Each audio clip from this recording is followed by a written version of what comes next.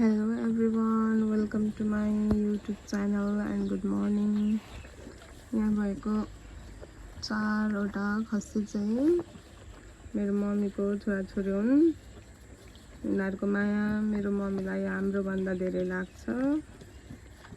यति धेरै माया लाग्छ यिनीहरूले खाएनन् भने तिमीहरूले खुवाउनै जान्दैनौ बाउ छोरीले भन्नुहुन्छ।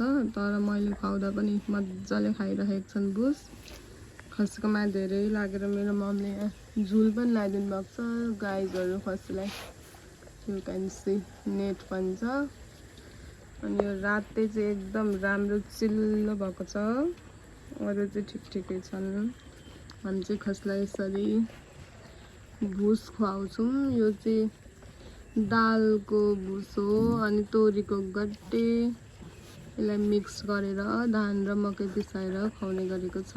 यसरी खुवाउनु भयो भने हजुरहरूको पनि खसी एकदम राम्रा चिल्ला पोटिला हुन्छन्। Thank you.